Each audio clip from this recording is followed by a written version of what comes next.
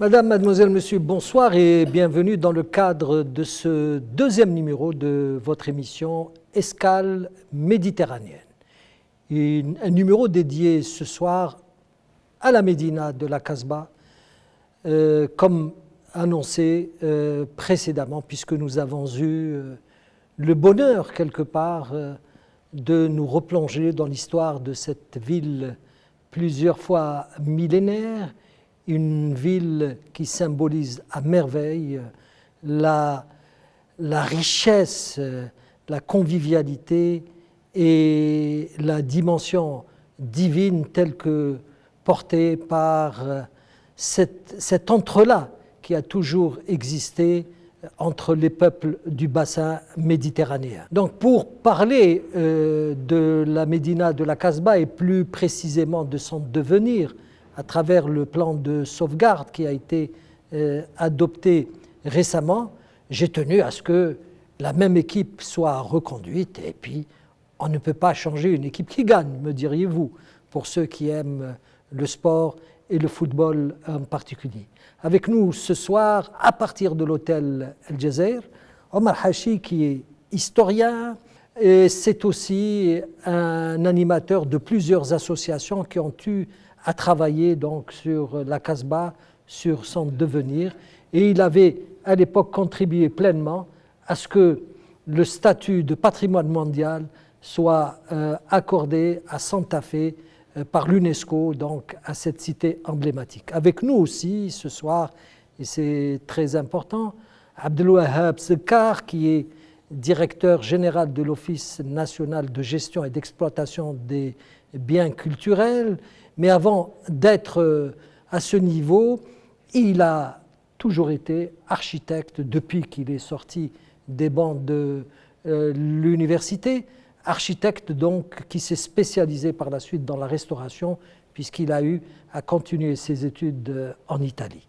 Mais parler du devenir de la Casbah, de la Médina de la Casbah pour être précis, sans des données sociologique serait partir vite en besogne à mesure où tout développement ou tout changement ne peut être fait qu'à partir du moment où il y a une mobilisation consciente et efficiente des citoyens. Et pour cela, nul n'est mieux placé que l'Arbi Ibn Chebouden, qui est professeur à l'université d'Alger, pour en parler et en même temps pour nous éclairer et éclairer certainement ceux qui ont la charge de concrétiser ce plan de sauvegarde. Enfin, cette vision de la Casbah, qu'elle soit de l'historien, de l'architecte ou du sociologue, ne peut être féconde qu'à partir du moment où elle bénéficie aussi d'un éclairage proposé par un urbaniste, et pas des moindres, puisqu'il s'agit de Halim Faidi. Lorsqu'à l'issue d'une réunion tenue en décembre 1992 à Santa Fe aux États-Unis, la Casbah d'Alger était inscrite au programme universel par l'UNESCO, l'Algérie venait, en sans doute, de remporter une éclatante victoire sur l'acculturation et l'indifférence des clercs. Mais que de recul enregistré depuis cette date historique à l'instigation de la culture de l'oubli et de la haine de la citadinité. Le choix des mots est loin d'être fortuit, tant le tissu de nos mémoires et celui de nos villes ont subi des mutilations atroces.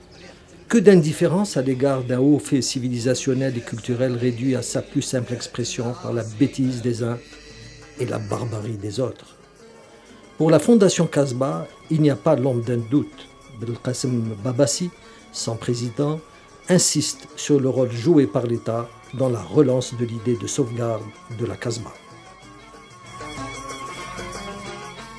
Sauvegarder, c'est aussi réhabiliter. Donc, il y a eu ce plan, mais bien avant cela, et à notre grand bonheur, il y a eu une loi, la loi 9804, qui donne de larges prérogatives au ministère de la Culture dans tous les domaines, et concernant donc le vieux bâti ou le tissu de la Casbah. Puis ensuite, il y a eu les textes d'application.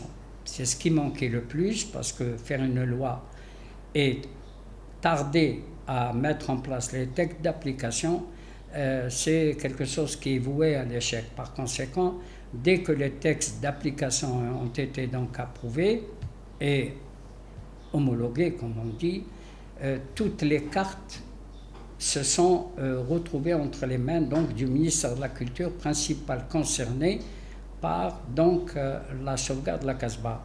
C'est à l'occasion de la commémoration de la Journée nationale de la Casbah, le 23 février 1998, que l'opération de réhabilitation est décidée.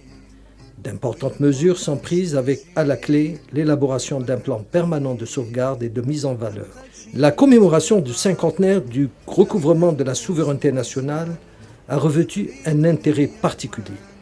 L'adoption par le gouvernement du plan permanent de sauvegarde de la Casbah d'Alger illustre à merveille la volonté des pouvoirs publics d'en découdre avec la fatalité et de restituer à jamais des pans importants de la mémoire collective à notre jeunesse.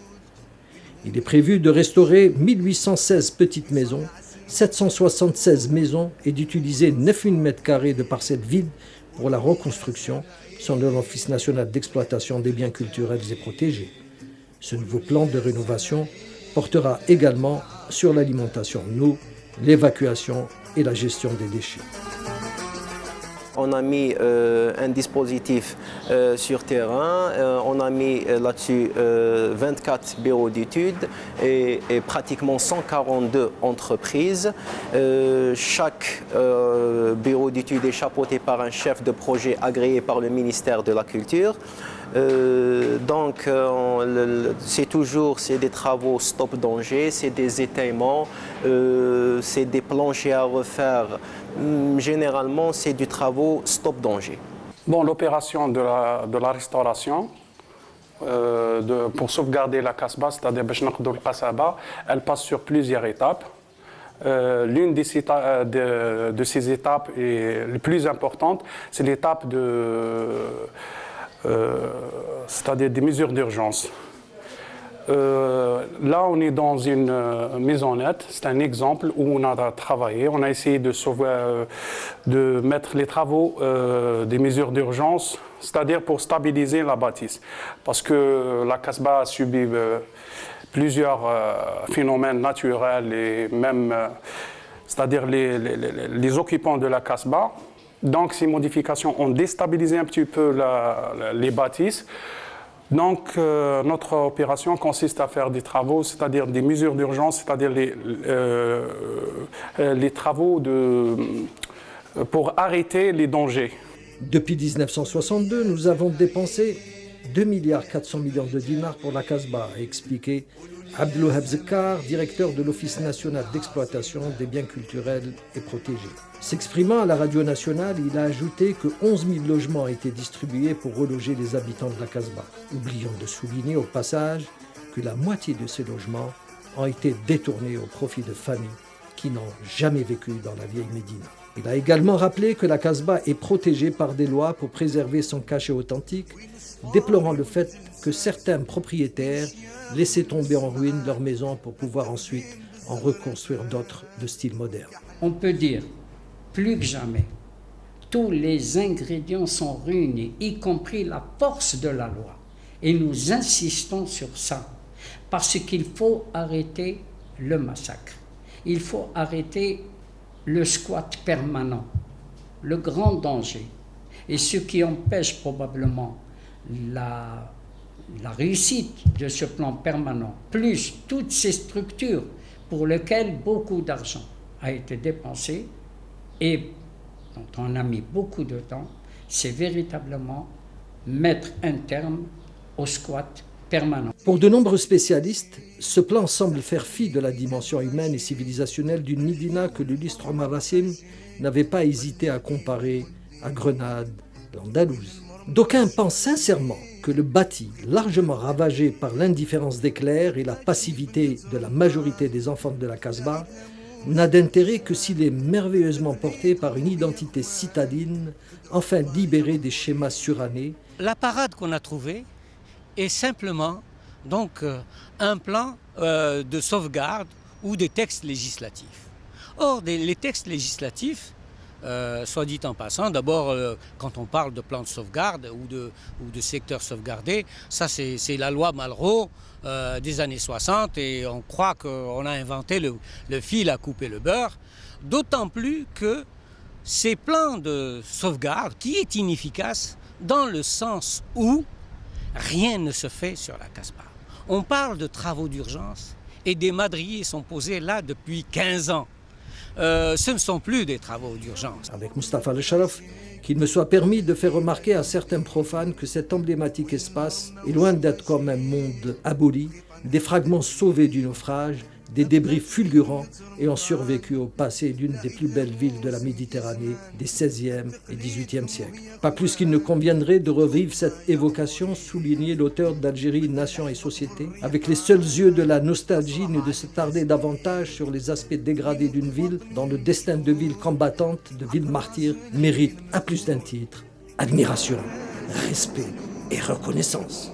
Pour Mustapha El Sharaf, le mariage des colonnes torses, azulejos, marbre blanc, velours brodé d'or, dentelle, sans oublier le jasmin, la fleur d'oranger et les senteurs de coriandre et de basilic, doit réinvestir l'océan pour être célébré dans le haut lieu d'une magnificence restaurée demain par les siens, dans la fidélité à soi, à ces pierres jamais inertes ou froides d'Alger qui ont souffert en même temps que les hommes.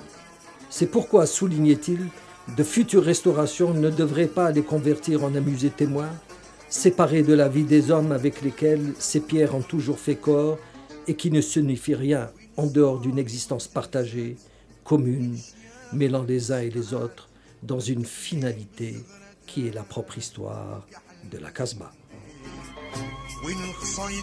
Le décor étant planté dans ce magnifique hôtel El Jazair, je pense que sans plus tarder, je vais donner la parole à notre ami Abdelwahab Zakar pour nous situer un petit peu dans quel contexte a été adopté ce décret, d'autant plus que nous avons été habitués à ce que des projets de loi soient adoptés, mais qui ne connaissent qu'une seule destination, à savoir celle des tiroirs.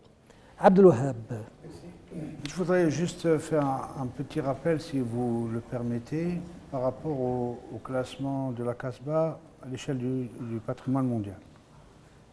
Pour classer un site sur l'échelle du patrimoine mondial, il y a des critères, il y a des attributs qui sont déclarés par l'État partie. La Casbah donc recèle des valeurs et des attributs qui ont été déclarés en 92, et c'est pour ces critères-là et ces attributs qu'elle est classée au patrimoine mondial. Si ces critères, si ces attributs disparaissent, elle est mise en péril et tout simplement enlevée de la liste du patrimoine mondial.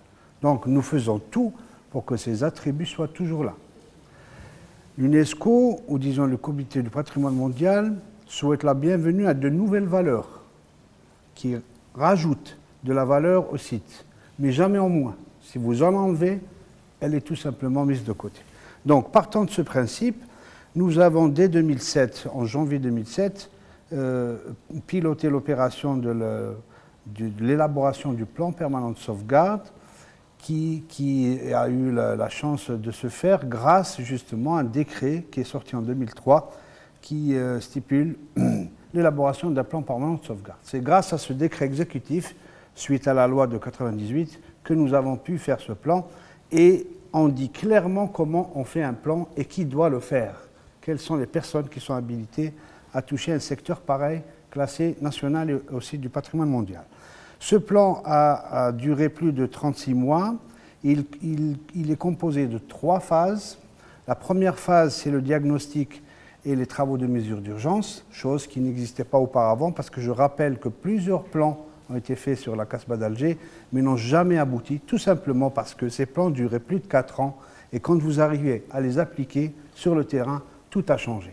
Donc, on a commencé par ces travaux d'urgence qui ont touché, comme je l'ai dit la dernière fois, plus de 717 maisons, et puis une deuxième phase qui est multidisciplinaire, qui touche donc tous les aspects, que ce soit des aspects liés au sous-sol, ou sur le sol, ou sociologique, ou historique, ou autre chose. Et enfin, la rédaction finale du plan et surtout un règlement spécifique à cette CASBA. C'est-à-dire qui veut construire, qui veut bâtir, restaurer, doit le faire selon le règlement qui a été adopté par toutes les structures de l'État. Donc dans ce règlement, on va donc jusqu'à la couleur de la façade et jusqu'à les façades commerciales, etc. On va jusqu'au détail. Alors, pour ce faire, donc, il y a eu 3 phases, donc, et puis suivies de concertation. Donc, ça n'a pas été fait par des architectes ou des sociologues dans un bureau. Donc, il y a eu des expositions, des associations ont participé, des citoyens aussi, et puis adoption phase par phase. Concertation, c'est le fondement même de l'élaboration d'un plan. Première phase, deuxième phase qui s'est terminée en décembre 2009, troisième phase qui s'est terminée en mai 2010. Le plan est présenté à l'Assemblée populaire de Wilaya en avril 2011, qu'il l'adopte avec la majorité des voix. Il passe en février 2012 en Conseil de gouvernement parce que tout simplement, toute agglomération qui dépasse les 50 000 habitants doit faire l'objet d'un décret qui passe au Conseil de gouvernement. Ça a été le cas pour la CASBA et adopté aussi.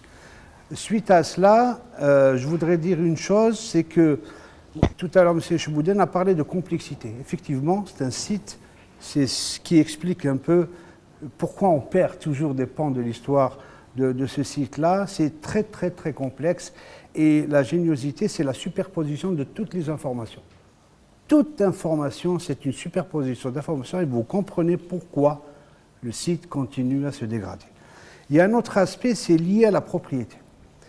Les gens donc, qui sont propriétaires n'habitent pas forcément la CASBA. Il y a beaucoup de maisons qui sont abandonnées, d'autres qui se sont effondrées au fur et à mesure du temps. J'ai expliqué la dernière fois pourquoi ces maisons se sont effondrées. Donc il y a ce phénomène de déplacement des populations. Parce que pour intervenir rapidement sur des pans, c'est des îlots complets, il faut absolument que la wilaya ou le ministère de l'Habitat débloque des quotas de logement pour que des populations soient déplacées provisoirement pour certains, parce que beaucoup d'entre eux veulent revenir dans cette CASBA et vivre, et d'autres définitivement. Comme le disait tout à l'heure M. Hachi, les gens, surtout les squatteurs et les locataires, veulent partir définitivement, ne plus revenir. Donc cet aspect-là est très très important. Si on n'a pas les moyens de déplacer ces populations, on ne pourra jamais intervenir dans ces structures. Ce qu'on a pu faire pour le moment, on a pu étayer ces maisons avec les personnes à l'intérieur. Imaginez un peu des entreprises, 138 entreprises, dans 717 maisons occupées et des fois surchargées. Vous imaginez une maison qui devait prendre 12 à 15 personnes, vous avez 30 à 40 personnes à l'intérieur, c'est extrêmement difficile. Il fallait faire des négociations, il fallait déplacer des familles dans des hôtels, etc. pour pouvoir intervenir. Nous avons le plan, nous avons ce projet et nous avons les fonds. C'est-à-dire que le gouvernement, suite à l'adoption, a demandé une simulation de ce que pouvait être cette CASBA du futur, parce que le plan permanent de sauvegarde n'est qu'un règlement, c'est-à-dire c'est comment doit se faire l'architecture et l'urbanisme dans cette ville. Par la suite, il faut une simulation.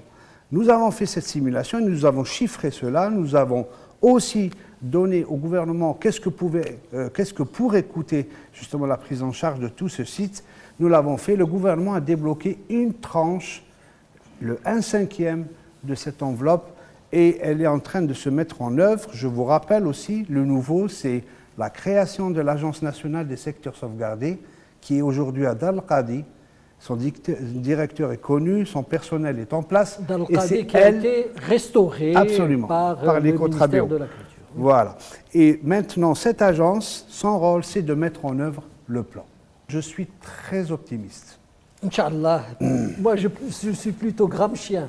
Antonio Gramsci disait, qui est l'un des fondateurs du Parti communiste italien, et c'est un intellectuel de renom, il disait « Je préfère être d'un pessimisme optimiste que d'un optimisme pessimiste ». Alors là, ça me renvoie à notre ami l'Arbi Chebouden, parce que, et j'ai même l'impression de rêver quand je constate que nous sommes en train de reproduire les mêmes erreurs. c'est-à-dire cette conception technicienne et mécaniste du développement qui a évacué le peuple, qui est le moteur de l'histoire, a joué de mauvais tours à l'Algérie, puisque nous nous retrouvons dans une situation des plus complexes, parce qu'en fait, la Casbah n'est qu'un microcosme. La vie d'un peuple ne peut pas être une chose et sa médina autre chose. Et justement, je voudrais parler de ce peuple, de ces personnes qui vivent à la Casbah et de ce potentiel humain qui devrait être mobilisé avant qu'une loi froide ne soit adoptée, avant qu'une loi adoptée soit contredite par le terrain, par la réalité, puisqu'on ne semble pas de dégager les moyens idoines pour permettre au ministère de la Culture d'aller vite en besogne. Quelle peut être la réaction du sociologue en pareil cas? Oh là là, grosse question. Pourquoi grosse question? Parce que, effectivement, pour ne pas revenir, j'allais dire, aux écrits de Gramsci, pour ne pas revenir au principe de saint Thomas d'Aquin, tout le monde se rappelle ces phrases, je considère que la ville, outre son contenant, c'est quelque chose qui vit, comme je l'avais dit tout à l'heure, en tout cas une autre fois, mais c'est aussi quelque chose qui, pour vivre, doit bénéficier des conditions d'existence et d'abord de celles de confort au sens spatial du terme. Pourquoi cela? Parce que tout simplement, au sens spatial, dans la mesure où nous devons produire les conditions du vivre ensemble, et cette fois c'est au sens sociologique du terme. Et pour le faire, cela ne peut pas se faire exclusivement sur la base d'orientation, de décision, qui ne serait pas la résultante de participation ou en tout cas de concertation citoyenne. Très juste. À partir de ce moment-là, si vous voulez, les choses peuvent se dérouler, peuvent être conçues techniquement, peuvent faire l'objet, pourquoi pas, de débats et de rencontres. Sauf que là, il y a deux types, j'allais dire deux types de population, c'est faux, deux types de statut d'habitants. Il y a ceux qui sont restés parce que les conditions de leur histoire, les trajectoires de leur famille, etc., ont fait qu'ils s'y trouvent, ils y restent. Il y a ceux plus nombreux, de citadinité plus ancienne, plus qsbadji, pour ne pas dire un autre mot. Et hélas, pour certains, ils sont partis de cette Casbah. Tout le monde a des motifs, tout le monde a ses raisons. Sauf que le reproche que moi je fais, c'est que vous partez d'un espace qui a nourri votre enfance, qui a nourri vos musiques au sens de l'oreille, qui vous a cultivé, qui vous a citadinisé, qui a fabriqué votre sociabilité pour aller à la grande ville moderne. Ceci ne vous autorise pas à oublier d'où vous êtes parti. Ceci ne vous autorise pas à faire une sorte d'abandon de poste, une sorte d'abandon de la maison qui vous a bercé. Alors là, moi, c'est pas un reproche que je fais. Entièrement d'accord, c'est un reproche qu'il faut faire. Mais pour beaucoup, effectivement, la nature a pour beaucoup, effectivement, de nos jours, on reproche des indus occupants, on reproche des gens qui sont venus d'ailleurs et qui parfois, même sur certaines maisons, font des élévations avec du parpaing, avec une maison qui a une belle histoire, qui a été bâtie avec cœur, qui a été bâtie avec génie, avec beaucoup d'économie. Ne voilà-t-il pas qu'on commence à la transformer en futur bidonville? Tout cela par l'absence de l'ancien propriétaire ou du propriétaire tout court. Voyez-vous, maintenant, par rapport à votre question, je voudrais compléter ce que avait rappelé M. Zakar à propos du plan de sauvegarde. Il se trouve que le plan de sauvegarde, il fait non seulement dans la sauvegarde, mais il a aussi des contenus qui sont des programmes. Il a des contenus qui sont des règlements. Il est soutenu, en tout cas officialisé, légitimé par un texte de décision que je n'ai pas besoin de rappeler ici.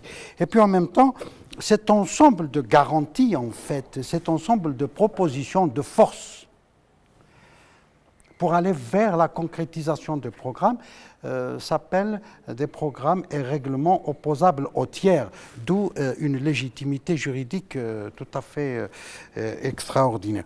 Alors, quand on parle de cela, on parle de sauvegarde, on parle de réhabilitation, mais aussi on parle de quelque chose d'autre, d'objectif un peu plus, j'allais dire, lointain, qui s'appelle la promotion du patrimoine. Tout cela, c'est en vue de, c'est la promotion du patrimoine. Et cette promotion du patrimoine, elle ne peut pas se faire du fait du simple ou des simples décisions de programmes ou de plans seulement. Elle doit se faire avec la participation des habitants concertés.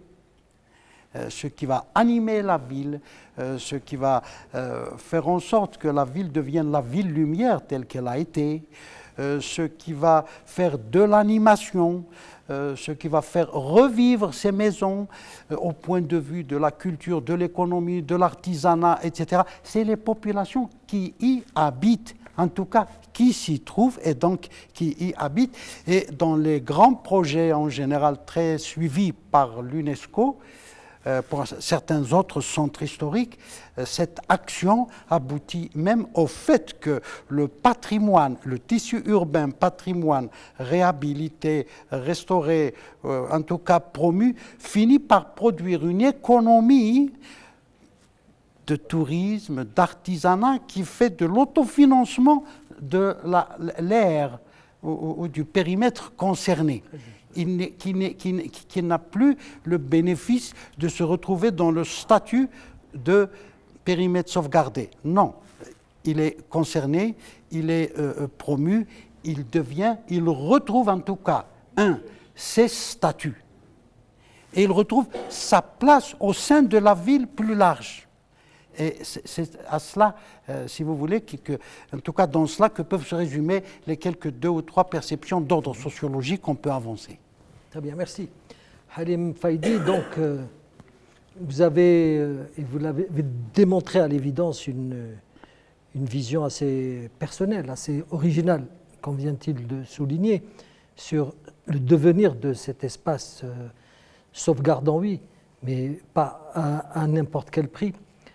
Pas pour perpétuer les mêmes erreurs, puisque nous sommes dans un État, dans une République, où des appareils idéologiques d'État ne semblent pas être au diapason des espoirs fondés par tout un peuple quant au devenir de cette Casbah et de toutes les Casbahs de ce pays, parce qu'en fait cette émission prend en considération la réalité plurielle de toutes les Casbahs de ce merveilleux pays, de tous les Qsour qui fondent la personnalité nationale, qui témoignent sur notre passé. Les architectures héritées de la période coloniale, malgré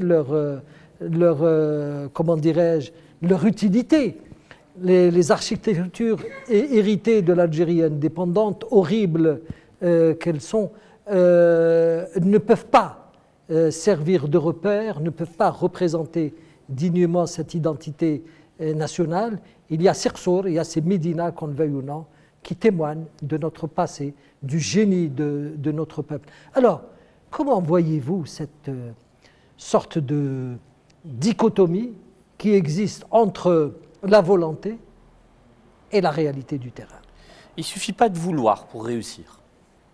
Je vais paraphraser M. Ja'far El Esbet, qui est architecte et sociologue, enseignant à Paris, qui est un enfant de la Casbah. Que nous saluons. Et que nous saluons, et qui dit souvent, en Algérie, une loi veut dire vœu. C'est un vœu. Alors, évidemment, M. Zekar nous a présenté une batterie de dispositions juridiques, de textes, pour dire, ça y est, maintenant on a les textes, on va y arriver. Mais enfin, on ne peut pas vendre du bonheur aux gens sans leur demander leur avis. Non, c'est quelque chose qui n'est pas possible. Il a cité les hiatus, oui. les dissonances qui freinent la concrétisation de ce... Et je vais dans son sens. Très bien. Le fait de faire des lois n'arrange pas les choses. Parce qu'on a mis 5 ans pour sortir un texte. En 5 ans, moi j'aimerais bien qu'on me fasse la statistique de combien de maisons sont tombées. Enfin, il y a un moment donné, il faut du bon sens. Il y a un plan permanent de sauvegarde du secteur sauvegardé. Je disais à la dernière émission, pour terminer, que le mot déjà, le nom me faisait mal à la tête. Parce que d'abord, c'est un plan permanent. Ça veut dire qu'on va continuer en permanence à injecter de l'argent pour retenir des choses qui, paraît-il, tombent si on ne les retient pas. C'est un plan permanent de sauvegarde d'un secteur sauvegardé. Je sais bien que derrière cela, il se cache un territoire qui a été un petit peu, on va dire, élargi au-delà des limites physiques de la muraille de la Casbah d'Alger. Mais moi, j'ai assisté à la présentation de ce plan à la Fondation Casbah, donc la première fois que l'État descend vers la société civile pour présenter un plan. J'ai été d'abord très très étonné que ce ne soit pas des techniciens qui le présentent, parce qu'un plan, c'est un plan technique, ce n'est pas un projet. Ce n'est pas le projet de réhabilitation de la Casbah ou de restauration de la Casbah. C'est un plan de sauvegarde. Donc nous sommes également dans un phénomène d'urgence. C'est la ministre qui vient le présenter. Alors moi, pour être direct, quand un politique se met à parler technique, c'est qu'il est aveugle. C'est qu'il y a une absence permanente de vision, du coup. C'est cette vision politique qu'il faut. Moi, j'aurais souhaité qu'on nous dise la Casbah dans 20 ans. Au lieu de 56 000 ou 65 000, je ne sais plus quels sont les chiffres, parce que les maisons sont squattées à 20 personnes à dormir dans une pièce, c'est une triste réalité. Aujourd'hui, c'est le plus haut taux de pauvreté dans toute la wilaya d'Alger qu'il y a à la Casbah. C'est pire que les bidonvilles. Les gens vivent dans des conditions absolument indignes et inhumaines pour la Casbah que c'est, et l'histoire dont on a eu un petit aperçu lors de la dernière émission. J'aurais voulu qu'on me dise dans 20 ans, il y aura 15 ou 20 000 habitants. Et qu'on me dise que les 40 000, on ne va pas les déporter, on ne va pas les déplacer, on va les loger dans des conditions telles qu'ils ne soient pas tentés de revenir. Parce qu'un type qui est habitué à habiter à côté de quelqu'un, vous ne pouvez pas le faire habiter au-dessus de quelqu'un. Parce que sorti de chez lui, il ne sait pas à qui appartient la cage d'escalier. Alors que sa rue, il savait à qui elle appartenait. Et sa cour, son wastdar, il savait très bien à qui il appartenait. Donc, ce n'est pas la question des ADL. Et ce n'est pas la question de la wilaya d'Alger. Le projet Casbah devrait intégrer le relogement des populations que nous allons sortir de la Casbah dans des conditions telles qu'il ne soit pas tenté de revenir, parce qu'il va revenir, c'est sociologique. Il a besoin de cette sociologie pour vivre, parce que c'est elle qui l'a construit. J'aurais voulu qu'on me dise il y aura 70 hôtels. J'aurais voulu qu'on me dise qu'il y aura 200 cafés morts et restaurants. J'aurais voulu qu'on me dise qu'il y aura un réseau d'artisans, de 300 artisans dans tel et tel et tel et tel métier pour faire revivre ce patrimoine d'où il est né. C'est vraiment l'histoire du phénix, c'est de nos cendres que nous devons revivre. Ce projet n'existe pas. Il existe un plan budgétivore. Je dis que c'est un scénario, un plan n'est qu'un scénario. Quand nous nous serons accordés sur un projet Casbah qui nous emmène dans l'avenir et qui nous permet de fixer quelque chose, mais en tout cas, ça doit être quelque chose de consensuel. Ensuite, les ingénieries peuvent se mettre en branle, si j'ose dire, telles que la restauration, mais également sur la question... Je ne veux pas rentrer dans un discours technique sur la restauration elle-même. Je fais confiance à nos restaurateurs. Alors, il manque une vision d'urbaniste. Et l'urbanisme est par excellence un instrument politique. Alors quand j'avais posé le problème, on m'a dit « nous avons des urbanistes chez nous ». Ce n'est pas parce que nous avons des urbanistes que nous allons produire de l'urbanisme. La preuve, nous formons des urbanistes et nous avons un urbanisme de chaos partout dans notre production moderne. Alors, le bonheur, vous ne pouvez pas le vendre aux gens sans leur demander leur avis. Et vous ne créez pas de la valeur si vous ne réduisez pas la pauvreté en augmentant une productivité interne. C'est-à-dire, quand je vous dis il y aura 50 hôtels, je sais que j'ai 200 personnes qui vont travailler dans l'hôtellerie. Je donne la priorité aux enfants de la Casbah. Je les forme avec cet argent qu'aujourd'hui nous allons jeter de l'argent. Nous le savons, nous le voyons. Nous avons un problème qui est un problème de mauvaise gouvernance. Cette mauvaise gouvernance, nous devons la réduire. Je sais que les hommes ne sont pas éternels. Je sais que les œuvres le sont, elles peuvent traverser le temps. La Casbah est une œuvre. Moi, j'appelle à une chose. J'appelle à ce que la Casbah d'Alger sorte du giron de la mécanique froide des procédures. J'appelle à ce qu'elle soit rattachée à un nouvel organisme, du type comme il y avait avant, il y avait le Comédor avant, qui était un sujet qui s'occupait de la Casbah d'Alger. Mais ça n'a donné aucun résultat. Je vais y revenir. J'appelle à ce que la Casbah d'Alger soit rattachée à un organisme nouveau, que cet organisme soit rattaché aux plus hautes instances de l'État, qu'on y place une femme ou un homme fort, très fort, qui ait une vision et qui ait des moyens. On est en train de doper l'instrument alors qu'on a ignoré l'objet. C'est la Casbah qu'il faut restaurer, ce n'est pas des moyens à un plan qui est sans vision, qui est parfaitement aveugle, de mon sens, de ce que j'ai pu observer. C'est la question également, vous savez, dans la géométrie euclidienne, on travaille dans les ensembles finis. Et la géométrie non euclidienne a été inventée parce qu'il y avait certaines équations qui n'étaient pas possibles de résoudre à l'intérieur de leur propre système. Donc il faut sortir de ce système. Et l'urbanisme, en l'occurrence, n'est pas une science du dessin. L'urbanisme est une science de la stratégie. Nous devons créer les mécaniques qui vont faire que de l'intérieur de la Casbah, elle va renaître. Ça veut dire que nous devons créer les mécanismes pour que les populations se déplacent par souci d'économie. Ce sont les privés qui peuvent les sortir. Moi, je pense que, justement, à ce niveau-là, je suis entièrement d'accord avec vous.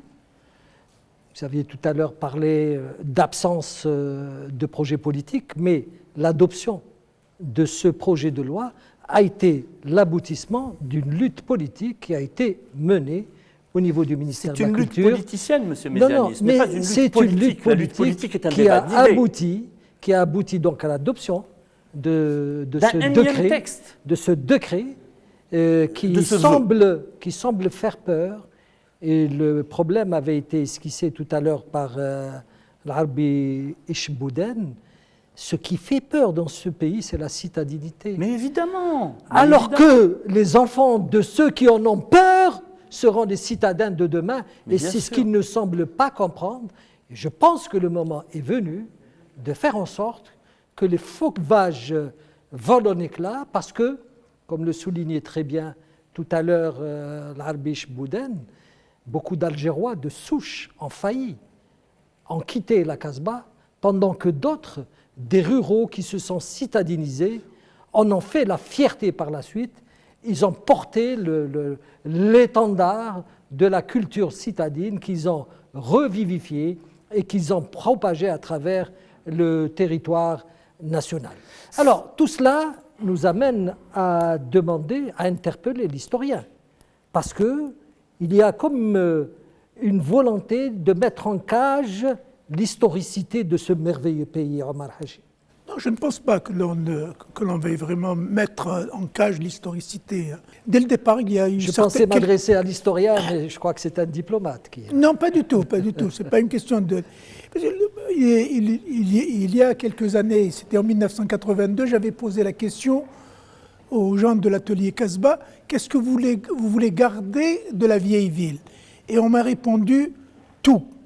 Or, je vois qu'actuellement, le tout, c'est plutôt celui qui est en train de tomber en ruine. Et ce ne sont pas ceux qui nous... Heureusement que certains sites historiques, entre guillemets, subsistent encore.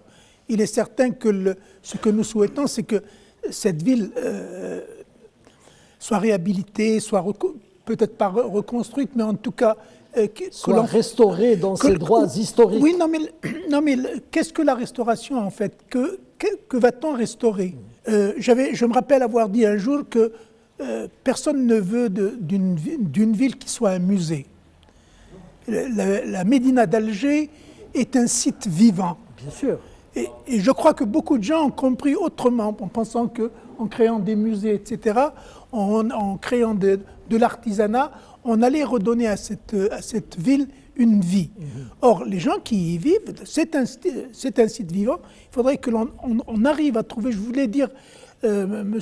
Faïdi a parlé tout à l'heure de la wilaya, c'est Abdelwahab, lui, a parlé d'un conseil ministériel, etc. Moi, je suis un peu étonné de ce qui s'est passé pour cette Casbah. Chaque fois qu'il y a eu un responsable au niveau de la wilaya, il me semble qu'on a changé à chaque fois de cap. Or, ne serait-il pas temps aujourd'hui d'avoir une décision pérenne, c'est-à-dire de faire voter une véritable loi qui permettrait à ce que nous puissions, que l'État algérien puisse restaurer cette ville, même si cela doit durer 20 ans, mais si nous avons un projet, que ce projet soit pérenne. C'est ça la question. Soit porté par une cohérence. Absolument, parce qu'il n'y a pas de raison qu'un responsable vienne et dise non, tel projet ne me convient pas, je le mets au rebut. Donc il y a un problème, en d'autres termes, de volonté politique. Disons qu'elle se situe à haut niveau. Elle ne peut pas être le fait uniquement du ministère de la Culture, bien qu'il en soit l'émanation. C'est une volonté politique, celle-là même qui a décidé de réaliser le métro. Même en 20 ans, le métro a été réalisé, le tramway a été réalisé, des manifestations plurielles grandioses ont été organisées, et je pense que la Casbah mérite une telle décision. Si vous le permettez, il serait intéressant de connaître le point de vue de la société civile sur la restauration de cette Médina. La société civile, bien sûr, elle est représentée par les associations qui ont à cœur donc cette restauration, mais qui essayent par tous les moyens de privilégier la dimension humaine, telle que soulignée par Omar Hachi, de manière à ce que la Casbah soit véritablement une cité historique ouverte sur la modernité, ouverte sur toute la ville, d'Alger, qui doit constituer son prolongement. Je vous retrouve tout à l'heure, juste après ce reportage. La société civile algéroise a raison de fustiger le manque de cohérence et d'imagination s'agissant du sauvetage de la Médina chère à Sidi Abdelrahman Tahalibi, ce qui n'a pas été sans conséquence. La Fondation Casbah est sommée de quitter Manu Militari d'Al-Hamra, son siège social, au moment même où certaines de ses nombreuses initiatives allaient connaître un début de concrétisation grâce à la promulgation de nouveaux textes en relation avec la sauvegarde du patrimoine. C'est dire déjà combien ce site historique semble subrepticement accaparer l'attention des autorités compétentes, cependant que ce haut fait civilisationnel et culturel demeure livré à une gestion induite le plus souvent par des actions quelquefois hâtives quand elles ne reposent pas sur des données discutables, approximatives. C'est l'État algérien qui doit prendre en charge son patrimoine. L'État se doit d'aider la société civile, les différentes associations, pour prendre véritablement en charge, si vous voulez, le problème de la Casbah. J'entendais à la chaîne 3, justement, qu'il y avait une opération de jeunes qui nettoyaient la Casbah, etc. Ce sont des opérations comme cela qu'il faut. C'est par ces moyens-là, aider les jeunes, les intéresser si vous voulez, à mettre la main à la pâte, à leur faire comprendre ce qu'est le patrimoine, que l'on arrivera à quelque chose. Ce ne sont pas les bureaucrates qui sont bien au frais dans leurs bureaux, qui pour certains, je peux vous dire, ne connaissent pas la Casbah, alors qu'ils ont fait des plans, qu'ils ont fait des textes là-dessus. Et donc, c'est d'abord à la société civile, aux citoyens et citoyennes qui veulent faire donc de ce centre historique un centre où l'on vient se promener, où l'on vient admirer, disons, les gloires architecturales de notre passé, C'est simplement comme cela qu'on arrivera à aboutir, si vous voulez, à des réalisations qui pourraient faire notre fierté. Il y a comme un dialogue de sourds entre les dites autorités et les représentants de la société civile, alors que se sont écoulées de longues et dramatiques années depuis la promulgation des lois en relation avec cet espace. Les représentants de la société civile ne sont pas loin de penser que l'importance du patrimoine immobilier privé ne donne pas l'impression d'être correctement et objectivement perçue par la législation en vigueur. Pour Mohamed Kamel Qasbadji, vice-président de l'association Dint al-Qasba, le moment est venu de doter la vieille Médina d'un statut particulier. On parle du plan de sauvegarde de la Casbah. Ça fait des années que ce site a été classé et que, après ce classement, il y a eu des financements qui sont arrivés. Malheureusement, on constate sur le terrain que plan de sauvegarde, ça veut dire pour beaucoup restauration. Alors que pour passer d'une étape, de l'étape de la sauvegarde à l'étape de la restauration, il y a toute une réflexion à mener, et notamment, ce qui d'après moi est la plus importante, c'est le statut de la Médina, de notre Casbah. Il y a beaucoup d'intervenants actuellement. Tous ces intervenants agissent au nom de leur tutelle. Un statut de la Casbah indépendant, autonome, permettrait d'abord de centraliser les centres de décision. Et qui dit centralisation du centre de décision dit aussi homogénéité dans tous les travaux en cours, et puis un cheminement régulier de tous les intervenants, quelle que soit leur origine, sous une direction unique, qu'elle soit administrative, technique ou financière. L'idée est intéressante à plus forte raison lorsque le législateur semble bien loin des solutions idoines qu'il y a lieu d'apporter aux problèmes tant techniques que financiers engendrés par une telle situation, aux aspirations des plus légitimes des propriétaires des dites bâtisses. Des propriétaires qui ne disposent pas de moyens financiers susceptibles de leur permettre d'honorer leur quote-part arrêtée unilatéralement par les autorités compétentes pour compléter les engagements financiers de l'État. Plus grave encore, confie Ali Moktouche, premier président de la Fondation Casbah, certaines autorités locales poussent l'outrecuidance jusqu'à transformer unilatéralement des bâtisses détruites, cela sans aucun titre légal, encore moins d'acte d'expropriation, en placettes et en terrain de jeu. Il y a un quartier de la rue de la Mer Rouge où près de 32 maisons ont été démolies et on en a fait un parking de voitures, une pénétrante en voiture. Il y a une dégradation totale, si elle n'est pas physique, si elle n'est pas matérielle, elle est morale. On dit qu'il y a une densité humaine. La densité humaine, on sait d'où elle est venue. En 1956-1957, la population de la Casbah a doublé, pour ne pas dire triplé. Il y a maintenant les phénomènes de la décennie noire également. Il y a beaucoup de gens qui ont quitté les hameaux, qui ont quitté les environs d'Alger, etc., qui sont venus soit se réfugier, soit habiter, soit squatter. Donc ce n'est pas un phénomène qui tombe du ciel. Et puis les gens de la Casbah, même s'ils n'ont pas habité la Casbah, s'ils ne sont pas originaires de la Casbah, ce ne sont pas des Martiens. Ce sont des Algériens qui ont le droit à la vie, qui ont droit à un travail, qui ont droit aux soins, qui ont droit à l'éducation, qui ont droit à un toit, suivant la Constitution. Le problème de région également, jusqu'à maintenant, nous sommes en 2013, je ne sais pas d'où ils sont, ou la Qbaïli, ou la Djinjili, ou la Biskri, ou la Tlemsani, ou la Wahrani, jusqu'à aujourd'hui. Donc, l'étiquette humaine, Rajla, l'honnêteté, la conduite, etc., étaient des critères de nos relations. Ce n'est pas les origines qui faisaient la différence entre nos relations, mais beaucoup plus l'authenticité de l'homme, etc.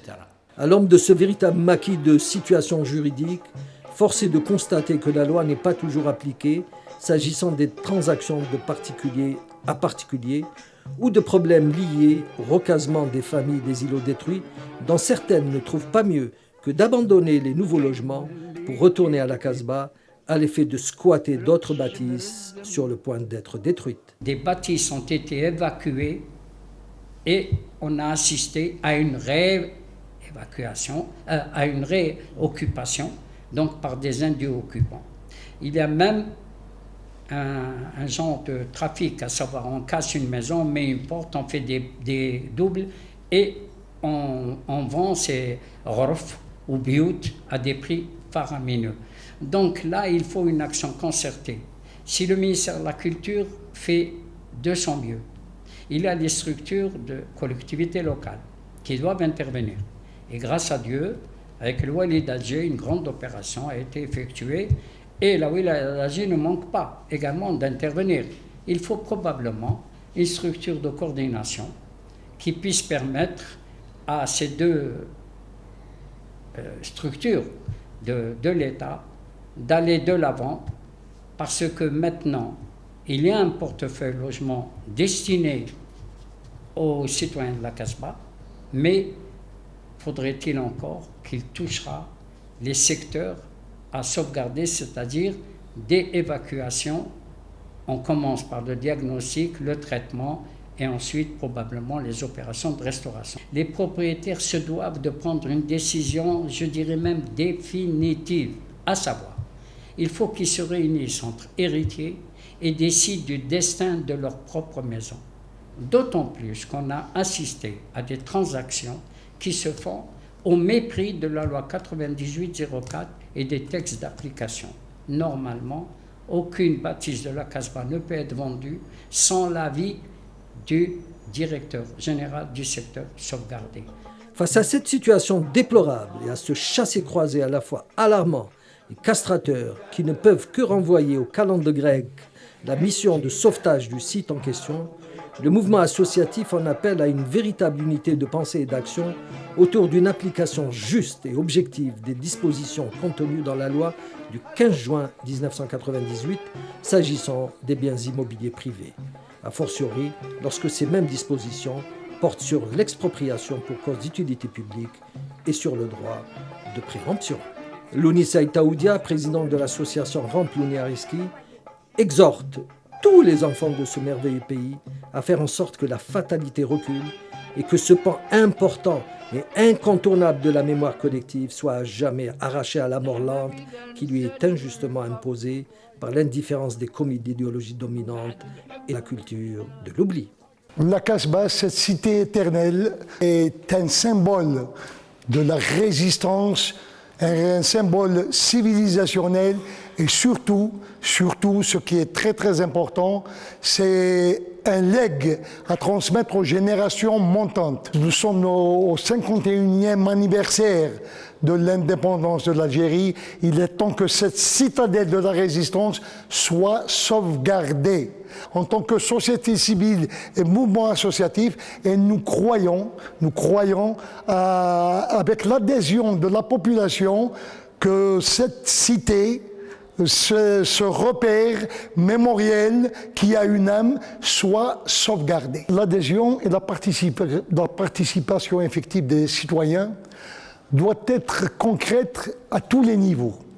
Il faut que nos citoyens sachent que la Casbah est un patrimoine mondial, que ce patrimoine mondial correspond à une identité, à une culture. Alors, de là, il y a une mobilisation citoyenne qui doit accompagner ce plan. C'est pour ces raisons, et bien d'autres, que les principaux animateurs des associations patrimoniales militent sans cesse pour le jaillissement d'une volonté politique salvatrice. Et ils n'ont pas tort, car tout système doit, avant toute chose, satisfaire à notre besoin de nous redécouvrir et de nous reconstruire nous-mêmes sur l'arrière-fond que constitue l'acquis culturel de l'humanité.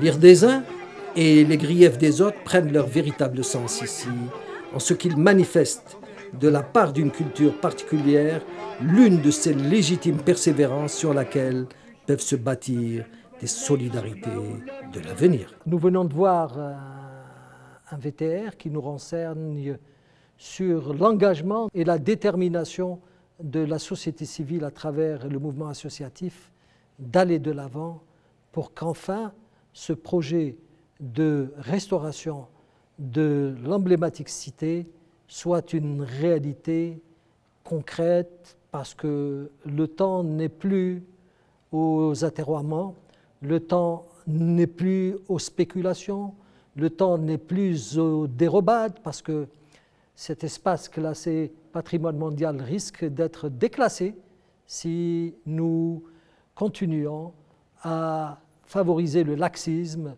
à favoriser surtout la négation, puisque comme on a pu le constater tout au long de l'émission, à travers cette ville, toute la citadinité, à travers le territoire national qui est mis à mal.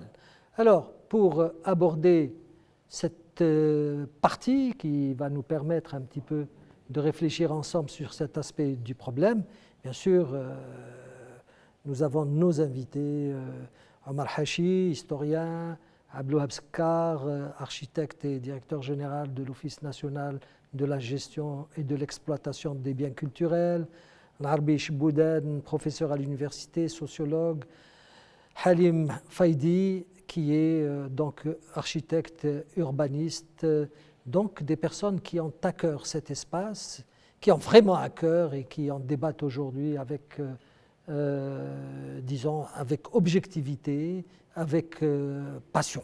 Alors, c'est Abdelwahab Sekkar. Ce plan a été adopté. Ça n'a pas été facile pour Madame la ministre de la Culture, puisqu'il est des forces contraires qui s'évertuent par tous les moyens, comme à l'époque, pour classer la Casbah patrimoine mondial. Des Algériens ont tout fait pour que cela ne se fasse pas. Et c'est connu, je ne sais pas d'où provient cette négation, cette animosité, mais ce qui est certain, ça n'a pas été facile de faire adopter ce projet de loi. Il se heurte déjà à un problème et qui est de taille et qui ne peut être réglé que par une volonté politique, parce qu'il met aux prises donc deux entités qui sont du ressort de l'État. Alors, comment voyez-vous la concrétisation de cet espace, d'autant plus que la société civile veut s'impliquer davantage et par moments elle veut aller au-delà des choses qui ont été faites jusqu'à ce jour, et comment faire en sorte que cette population qui y vit puisse être, comment dirais-je, confortée et mobilisée pour qu'elle-même participe justement à cette restauration. Comment mobiliser la société? Moi, je crois que le mouvement associatif a un rôle capital. Et puis, il y a aussi le fait d'ouvrir les portes de cette administration qui est restée fermée pendant plus de 30 ans. Nous avons mis en place une cellule d'écoute, ça fait plus de 3 ans, qui est ouverte à la population toute la journée. On reçoit tout le monde. Et tout le monde a le droit de s'exprimer. Nous avons des registres, nous enregistrons tout. Et nous écoutons tout le monde, même les squatteurs. Donc, moi je crois que je pensais être invité dans cette émission pour parler de la Casbah, le problème de la Casbah. Je crois que le procès qu'on fait au ministère de la Culture, là n'est pas le lieu pour faire le procès. C'est un point de vue de toutes les manières. Il y a des gens qui décident pour ces genres de choses et ça nous dépasse. Moi, je pense que ce qu'il y a lieu de faire, c'est de se tendre la main chacun. Chacun doit mettre la main à la pâte. Ce n'est pas une histoire de ministère de Culture uniquement, c'est le ministère de l'Intérieur, c'est tous les ministères. Quand j'ai exposé mon plan de sauvegarde, j'ai évoqué plus de 16 ministères qui sont directement liés à la prise en charge de ce site. Ça va jusqu'au ministère de la formation professionnelle, au commerce, aux finances qui doivent trouver aussi des moyens pour diminuer un peu les impôts à ces pauvres artisans qui n'arrivent pas à travailler, etc. Plein de monde. Et puis la force publique, parce que il y a, vous savez, il y a 4 ou 5 ans, on ne pouvait pas rentrer à la Casbah. On ne pouvait pas circuler à la Casbah. C'était un lieu très, très, très dangereux. Il y a même des bureaux d'études qui ont été agressés au couteau quand ils ont dû intervenir pour sauver certaines bâtisses. Donc des entreprises ont été aussi massacrés aussi par des citoyens, pas forcément ceux qui sont de la Casbah, mais ceux qui ne veulent pas que les opérations se fassent. Beaucoup de gens à la Casbah ont intérêt à ce que ces maisons tombent. Qui ne veulent pas que la marginalisation perdure. C'est ça. Voilà. Beaucoup de gens participent à enlever des cales, des témoins pour que des maisons tombent. C'est ce qui s'est passé à la 19 rue Michel. C'est ce qui s'est passé à dans plusieurs autres maisons. Malheureusement, c'est ces gens-là qui n'ont rien à voir avec cette Casbah qui participent à sa démolition. Donc, c'est travailler ensemble, sans oublier que ce site est classé sur la liste du patrimoine mondial. Et ce que dit le comité du patrimoine mondial, tout projet qui doit se faire dans le secteur ou le site classé patrimoine mondial doit passer par le comité du patrimoine mondial pour donner son avis. Donc les projets ne sont pas interdits. J'ai vu l'aménagement de la baie d'Alger et l'aménagement du Bto et ce que prévoit l'aménagement de la baie dans la Casbah. Il y a 3 pénétrantes qui rentrent dans le site. Ça me rappelle un peu ce qui s'est passé dans les années... Voilà, et puis 3 pénétrantes qui rentrent, refaire les façades complètement, etc., jusqu'en bas. Et puis bien sûr, tout de suite, il y a un expert de l'UNESCO qui débarque, qui entend parler de ces projets-là. Réunion à la wilaya, dites-moi ce que vous allez faire. Il a tout pris avec lui et il doit soumettre son rapport au comité du patrimoine mondial et à l'État partie pour dire c'est bon ou c'est pas bon. Il donne son avis, c'est l'ICOMOS, exactement l'ICOMOS qui a fait l'expertise. Elle le remet au comité du patrimoine mondial. D'ailleurs, je vous signale qu'actuellement, une session du comité du patrimoine est en cours et la Casbah est à l'ordre du jour. Et ce rapport est parti.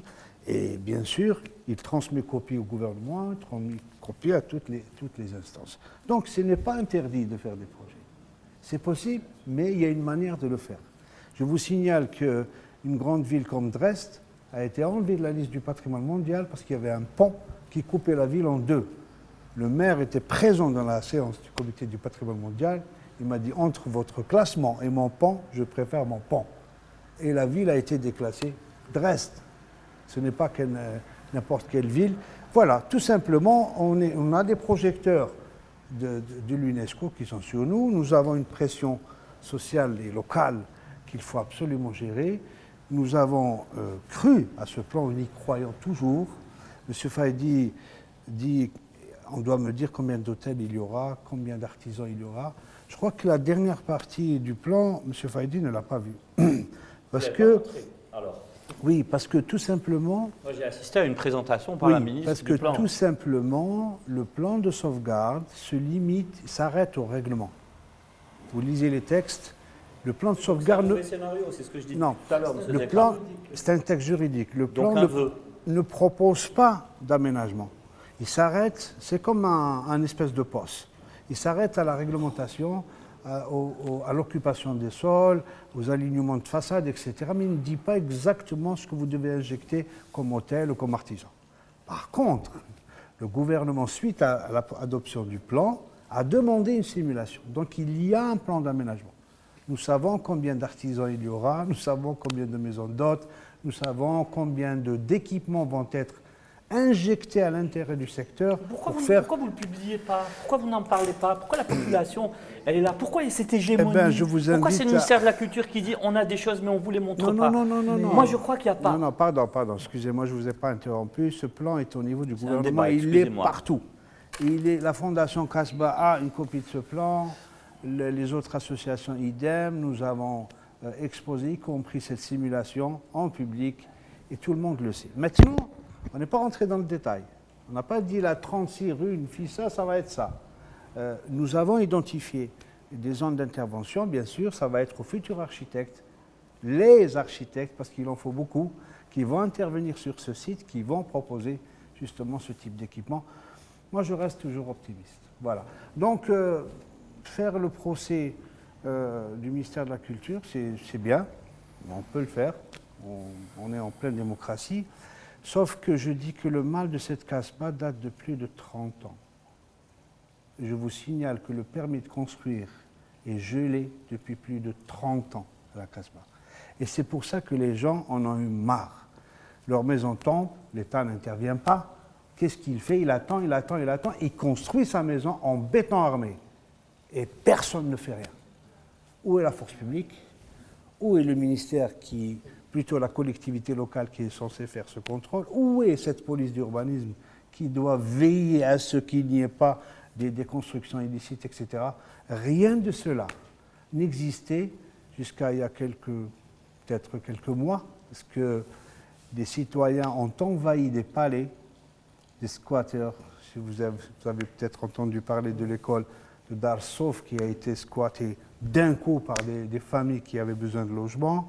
15 jours après, c'était l'école Hamid Cherif qui se trouve en bas, ils ont défoncé, ils sont rentrés, ils ont planifié de rentrer à Dar Aziza partout, occuper les palais et puis voilà, faire le fauda. À partir de ce jour-là, des policiers sont apparus, on a commencé un petit peu à montrer que l'État était là, mais ça, ce n'est que la partie basse. Mais tout le reste de la Casbah est complètement, il n'y a pas la présence de l'État. Alors, nous comptons sur le citoyen. Justement, c'est là où les associations, comme la Fondation Casbah, les Amis de la Casbah, la Ramploune Arsqi, des gens comme M. Hach, etc., comme M. Hach Zoubir, comme c'est cela. Je vous assure, maintenant, dès qu'il y a quelqu'un qui met un coffrage pour monter un poteau, dans les 2 heures qui suivent, les autorités du pays sont au courant. Bon, il y a eu des moments un peu difficiles. Je ne sais pas si vous avez entendu parler de population qui a voulu tout de suite profiter de l'événement pour allumer le feu, etc., etc. Bon, alors du point de vue sécuritaire, on y va doucement. Enfin, les autorités de ce pays y vont doucement pour ne pas justement créer. Mais il faudra y aller. Je vous signale que sur site, il y a 24 bureaux d'études en permanence avec un architecte qualifié des monuments historiques. Il y a 138 entreprises. Donc on sait, même à travers ce circuit, ce réseau, qu'est-ce qui se passe. Et nous avons plus de 12 architectes de l'Office national des biens culturels qui sont chargés de zones. Et nous avons cette agence qui va bientôt prendre le relais. Voilà, c'est très complexe. Très difficile. Ce n'est pas facile. Et ce n'est pas facile du tout. Parce qu'on part du principe que la force est à la loi. L'État prend des textes et dicte des lois, des décrets, mais qui ne sont jamais, appliqués. Par exemple, l'histoire de ces bâtisses dont les propriétaires se sont éloignés. Ouais. Qu'est-ce qui empêche l'État d'appliquer le principe de l'expropriation pour cause d'utilité publique? C'est en cours. Permettez une chose, pour être direct. Ça fait 50 ans, à chaque fois qu'on dit que quelque chose n'est pas bien fait, on nous dit ça va se faire, ou on nous dit vous êtes en train de faire un procès. Le mot procès n'a rien à faire ici. Ça c'est un débat d'intellectuel, M. Seka. Moi j'ai dit que j'aimerais bien travailler avec vous sous une autre vision. Vous avez visé la ministre de la Culture. Mais je vise le ministère de la Culture. Non, vous avez dit la ministre de la Culture. Parce que la ministre de la Culture est descendue expliquer un projet technique. Si elle était venue pour exprimer une vision politique, à ce moment-là, on serait resté dans un débat politique. Jamais aucun ministre. Maintenant, si vous êtes son avocat, je comprends que vous défendiez votre paroisse. Mais maintenant, excusez-moi, s'il vous plaît, c'est l'État, donc vous, représentant de l'État, qui est en train de nous dire que l'État est absent de la Casbah. C'est-à-dire qu'on ne comprend plus rien. Nous sommes dans une logique d'autisme. Vous n'avez pas les hommes et vous n'avez pas la vision. Vous n'êtes pas à la hauteur d'un sujet comme celui de la Casbah. C'est un propos intellectuel, ce n'est pas un jugement personnel, puisque je reconnais en vous les qualités d'un très bon architecte restaurateur. M. Seka vient de nous présenter un organigramme. Il nous dit, nous avons installé 24 bureaux ici, nous avons installé 143 ou 134 entreprises par là, etc. Nous vivons dans la logique de l'organigramme. À partir du moment où on dit il faut un médecin, on dit non, il y a déjà un médecin qui est là-bas, etc. C'est un organigramme. Que font ces bureaux d'études? On se trompe d'échelle. On est en train de dépenser l'argent de l'Algérie, on est en train de dépenser notre argent dans un scénario qui est faux. Et tous les scénarios qui se sont succédés aujourd'hui sont faux parce qu'aucun n'a pris cette vision macro. Cette vision qui nous dit dans 20 ans, voilà ce que ça sera. Moi, je voudrais savoir comment procéderiez-vous? J'ai un budget de 100, je prends 30. Je vais construire quelque chose qui ressemble à l'endroit d'où j'ai sorti les gens, plus moderne. plus confortables à la limite. C'est le seul moyen de les sortir sans qu'ils ne reviennent. Ça doit être dans le budget du projet Casbah, et non pas quelque chose qu'on va aller chercher au LSP ou au social ou à l'ADL. Parce que les gens, ils vont revenir ou ils vont envoyer leurs cousins pour poser un cric entre deux piliers et puis fendre la dalle pour dire « nous sommes sinistrés, relogez-nous ». Il l'a bien dit, la Casbah a relogé déjà sa population en 50 ans. Donc, premier acte, comment faire pour garder les personnes dont on sait qu'ils peuvent réapprendre les gestes ou cultiver les gestes. Deuxième sujet, c'est une véritable programmation urbaine. Ça veut dire se dire où sont les axes les plus importants qui vont me permettre de drainer du capital, le capital tel que moi, j'aimerais bien prendre Zoujdoua à Tfouksba, et qu'on me dise, monsieur, vous avez une charte de restauration, vous avez 3 ans, si vous ne réussissez pas, on vous expulse sans indemnité. Ce sont des mécanismes qu'il faut mettre en place, ce n'est pas des entreprises qu'il faut envoyer. Les entreprises, pour étayer, tenir, je suis d'accord. Ça ne veut plus rien dire, et ce langage, ni nous, professionnels, techniciens, ne savons l'entendre, ni les populations qui se sont réveillées. Et vous savez, si les gens ils viennent vous retirer un été, parce qu'ils savent très bien que ça ne leur sert pas directement et que jamais on leur a expliqué que ça, c'était en train de leur servir. Les gens, ils ont besoin de réapprendre à récurer un puits, ils ont besoin de réapprendre à choler un mur. Mais ce n'est pas tous, parce qu'aujourd'hui, elle est surdense. Si on ne libère pas cette Casbah des 2/3 de sa population, on n'y arrivera pas. En comptant sur les autres, on n'y arrivera pas. Alors j'entends M. Zekar dire, ça concerne 17 ministères, mais il n'est en train que de parler d'urbanisme, qui est une science transversale. Et tant que vous n'avez pas un chef d'orchestre qui est un urbaniste, et pas un restaurateur comme M. Zekar, avec tout le respect que je lui dois, vous n'arriverez jamais à sauver la Casbah d'Alger. Donc il y a une erreur d'échelle. Et cette erreur d'échelle, elle est politique de la population. Écoutez, c'est ce que je ne souhaite pas, le déclassement. Parce que le déclassement, c'est un acte très grave. Le déclassement, quand on arrive à ce type et à ce niveau de décision, c'est que ceux qui prennent cette décision ont bien pesé les pour et les contre et les conséquences de leur décision. Je vais aller de l'autre côté de votre question. Il se trouve que pour tenter de sortir de ce que nous pourrions, qualifions cela de crise, il se trouve qu'il y a des principes de type basique. Le principe de type basique, c'est qu'à chaque action positive, à chaque action de développement, c'est toujours imposer la pédagogie qui va avec cette action. C'est dans ce sens-là qu'il y a de la concertation de type institutionnel, comme les acteurs institutionnels. Et cette concertation, elle a des couloirs transversaux, parce qu'elle ne peut trouver de l'efficacité et de l'efficience qu'en rapport avec les acteurs de la société civile. Il y a ceux qui prennent des décisions à propos de n'importe quelle activité ou n'importe quel secteur social ou économique. Il y a ceux qui vivent au quotidien des problèmes de santé, d'éducation, de restauration, d'architecture. Ce sont ceux qui bénéficient par exemple d'une certaine typologie de logement, particulièrement les logements dits collectifs. Moi, j'ai toujours posé la question, et je crois que d'une certaine manière, je ne vais pas dire que j'ai réussi mon coup, mais disons que j'ai réussi à persuader des amis architectes en leur disant, s'il vous plaît, au niveau de la conception de la cellule, au lieu de faire dans la répétitivité, comme le disent les chefs de chantier, s'il vous plaît, essayons de connaître quelles sont les caractéristiques sociologiques de la famille algérienne. Très juste. Et je vous remercie. C'est Omar Hachi.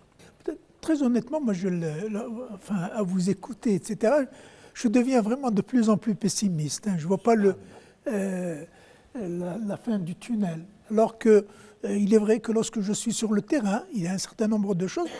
Je dois admettre, j'avais fait un article, je crois que vous connaissez, et j'avais parlé du savoir-faire, par exemple, parce qu'il y a tous ces problèmes-là qui se posent, en fait. C'est la base fondamentale. Absolument. Le savoir-vivre et le savoir-faire donc, dans la Médina. Peut-on espérer restaurer toute la Casbah?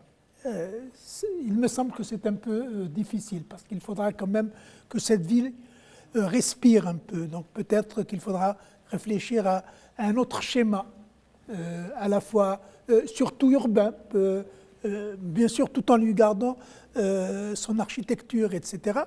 Bon, c'est un problème de temps en fait. Tout à l'heure je parlais de pérennité, je disais qu'il faut quand même qu'on trouve soit une décision, mais véritablement que l'on dise, voilà, on va commencer aujourd'hui et on terminera, c'est dans 20 ans, c'est dans 25 ans, parce que réhabiliter, restaurer la Casbah au bout de 5 ans, au bout de 10 ans, je pense que ce serait vraiment une grosse erreur. Bien. Il y a le fait, effectivement, que, puisque vous en avez parlé, je ne voudrais pas y revenir, on sait pertinemment que des gens partent, reviennent, d'autres viennent squatter, etc. Ils n'ont pas les anciennes, ils n'ont pas les coutumes, ils n'ont pas les us. Il fut un temps où où il y avait un nouvel arrivant dans la vieille ville, il était pris en charge par ceux qui habitaient déjà, etc. Or ça, ce sont des choses qui se sont perdues. Alors, comment en fait, il n'y a plus qu'un espoir, c'est de dire qu'un beau jour, vivrons-nous, jusqu'à ce jour, verrons-nous un jour un grand quartier, par exemple, de la Casbah. Le grand problème, c'est qu'on veut tout faire dans la vieille ville, alors qu'il serait peut-être intéressant de prendre réellement un quartier, par exemple, et à ce moment-là, le restaurer en y mettant tous les services que l'on peut y mettre, bien sûr, avec un habitat. Parce que je reviens encore à ce que je disais tout à l'heure, un site vivant. Il ne faut pas qu'on se leurre, que l'on pense qu'on va tout fermer, n'ouvrir que de telle heure à telle heure. Mais les gens ont besoin d'y vivre. Donnons-leur les moyens. Bon, si les moyens existent, et notamment les moyens financiers, etc., il faudrait, je pense, une véritable culture pour ceux qui viendront un jour vivre dans cette ville. Moi, je voudrais poser une question à Abdelwahab Zebkar. C'est vrai, l'État a dégage encore des moyens colossaux pour le sauvetage de la Médina. Bon, rien n'a changé entre-temps. Il y a certes des espaces qui ont été restaurés, Dar Sof, Dar al-Qadi, le palais Mustafa Bacha, que ce soit par le ministère de la Culture ou par la Wilaya, c'est vrai, mais il y a aussi la part importante qui est donc symbolisée par le propriétaire et des propriétaires de la Casbah qui ont restauré leur maison et d'une manière magnifique. Donc cela prouve à l'évidence que la restauration n'est pas de la seule compétence de l'État. Il faudrait que la société civile s'implique, il faudrait que les citoyens s'impliquent. Encore faut-il que ces citoyens qui y vivent en connaissent la portée symbolique, la charge démocratique telle que préconisée par la citoyenneté, parce que la citoyenneté, en fait, pour ceux qui n'ont pas encore compris ce que citadinité veut signifier, la citadinité, c'est tout simplement la citoyenneté. In italiano, comme on dit, les citoyens en italien, c'est cittadini. Donc, il n'y a pas une autre explication à cela, et c'est pour cela qu'il faut se débarrasser des faux clivages pour aller vers donc une mobilisation effective. Alors, que fait l'État pour ces familles qui veulent restaurer leur propre maison? Très bien. À un moment donné, il était question d'un crédit de la CNEP d'1 million de dinars. Que peut-on faire avec 1 million de dinars dans le cadre d'une restauration, par exemple, d'une maison à la Casbah? 1 million de dinars, c'est 1995. C'est ça. C'est un vieux projet du Wali d'Alger, du gouverneur d'Alger de l'époque, qui avait mis en place un process et voulait aider des familles à intervenir sur leur maison. Mais il leur donnait de l'argent. Et ça, c'était l'erreur. Donc, ils ont acheté des voitures avec, tout simplement. Non, le mécanisme est autre. Pas toutes les familles. Hein. Pas toutes. Il y en a eu quelques dossiers. Quelques dossiers qui ont été acceptés par la commission. Pas toutes les familles ont eu ce geste. Maintenant, il y a, certes, le citoyen peut restaurer sa maison. Et le règlement le dit comment? Exactement dans le détail. La loi l'oblige à avoir un architecte restaurateur. Obligatoire. Donc, l'État a mis en place un fonds, le fonds du patrimoine culturel. Il est hébergé au niveau du ministère de la Culture et il est alimenté. N'importe quel citoyen propriétaire d'une maison à la Casbah peut demander, ce n'est pas un prêt, c'est une participation de l'État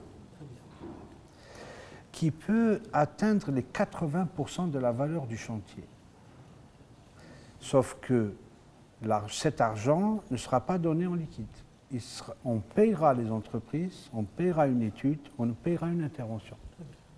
Après contrôle de l'architecte des monuments qui va vérifier que les choses se sont faites correctement. Donc ce mécanisme aujourd'hui existe. Il y a plus de 43 dossiers qui sont au niveau du fonds actuellement. Oui, vous avez absolument raison. Nous avons un problème de communication. On ne communique pas assez. On n'a pas avec la facilité de... Moi, mon siège est à la Casbah, hein, c'est Dar Aziza, vous le savez.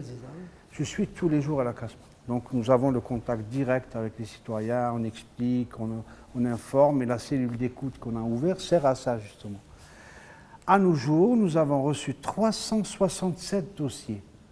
367 propriétaires qui ont déposé leur dossier chez nous. Important, 367. Oui.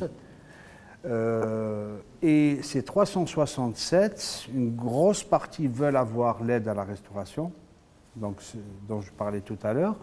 Une autre partie veut vendre, parce qu'ils sont tellement nombreux dans la famille. C'est le drame. C'est trop petit, ils veulent le céder à l'État. Il y en a beaucoup qui nous mettent cette exigence. Ils disent, je veux vendre, mais je veux vendre à l'État, et je veux que demain, si je veux faire une visite, je peux rentrer dans ma maison. C'est la seule condition qu'ils posent. Très juste. Il y en a d'autres qui ont fait un désistement. Il n'y en a pas beaucoup. Carrément, Gaël. Si c'est pour un bien culturel, un bien qui fait du bien à la société, un centre de formation, n'importe quoi, je le donne gratuit. Donc ça a bougé. Certes, nous avons un problème de communication, mais je vous assure, si vous venez un jour à la cellule de com, je vous branche avec les éléments qui reçoivent la population, ça discute. Vous n'avez qu'à... M. Hajjoubil est au courant exactement de ce qu'on est en train de faire, par exemple, lui qui est tout le temps en train de faire toutes les ruelles, il connaît tout. Et puis il a le mérite d'avoir restauré sa maison. Il a le mérite d'avoir restauré sa maison. Donc, ceci est possible. Pour ceux qui veulent vendre, bien sûr, l'État est acheteur. Il y a un fonds qui est prévu pour acheter des parcelles. On peut acheter des parcelles vides, comme on peut acheter des biens debout, qu'on restaure et bien sûr qu'on réinjecte dans la ville. L'État ne va pas les utiliser. L'État ne va pas occuper ces bâtisses. Il va remettre des citoyens à l'intérieur, peut-être avec des loyers modérés, pour permettre à certaines populations qui n'ont pas les grands moyens de vivre toujours à l'intérieur de ces maisons-là. Voilà, donc les mécanismes sont mis en place. Je n'ai fait que devancer ce que doit faire l'Agence nationale des secteurs sauvegardés, parce qu'elle n'existait pas, et j'ai assuré le relais. Maintenant, petit à petit, cette agence va se mettre en place, et c'est elle qui va être la fameuse structure dont tu parlais tout à l'heure, nommée par décret présidentiel. C'est elle qui va gérer et être en contact direct et avec la population et avec les institutions, etc.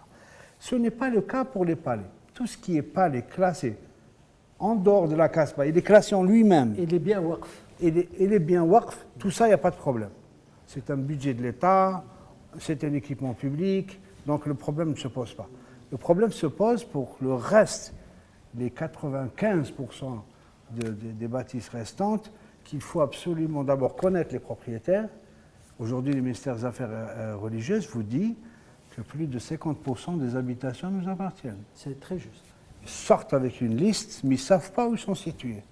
Ils ont un listing, ils sont en train de faire une étude pour superposer tout ça sur le parcellaire, et ils veulent savoir où sont leurs biens. Des fois, c'est juste des commerces.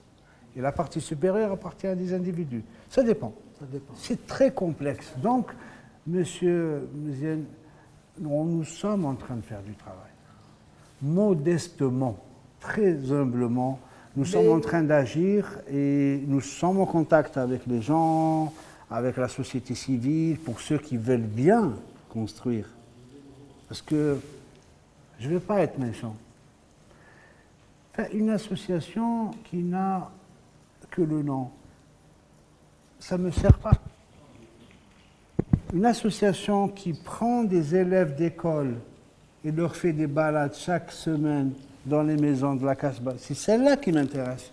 Une association qui va discuter avec les femmes et les foyers pour leur dire voilà, qu'est-ce qui va se passer, voilà comment. C'est celle-là qui m'intéresse. Et je m'arrête là. Récemment, sous la houlette, pour ne pas dire la direction éclairée de Omar Hachi, nous avons fait un petit tour à la Casbah où nous sommes nés tous les deux.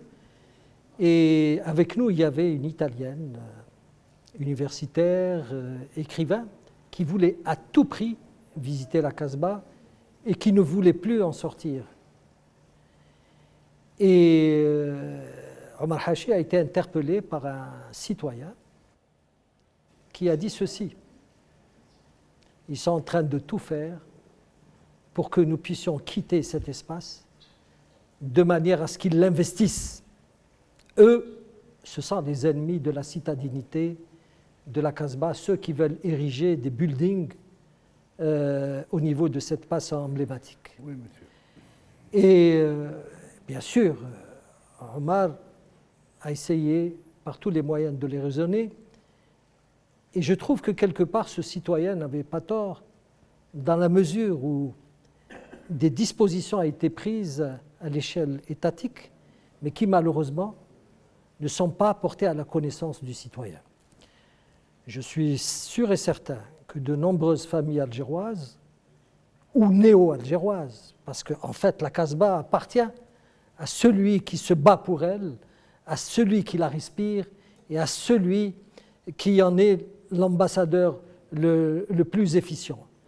Cette population, si elle arrivait à être informée de tous ces mécanismes qui ont été mis en branle par l'État, pourrait un jour y retourner pour pouvoir apporter sa pierre à l'édifice.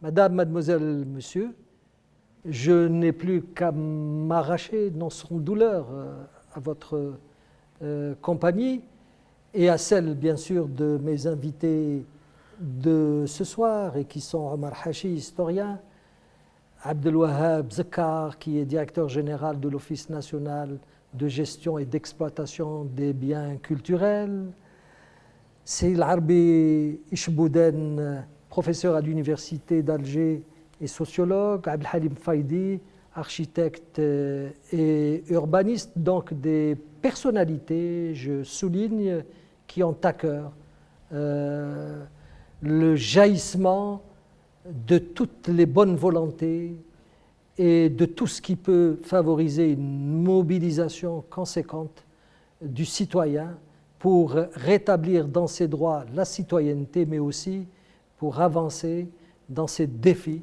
que l'Algérie compte lancer pour sauver enfin toutes les médinas et tous les qsours de ce pays. Quant à moi, je vous donne rendez-vous dans 15 jours avec l'espoir de vous retrouver et de vous proposer des thèmes qui pourraient donc contribuer à l'enrichissement pluriel du citoyen. Au revoir.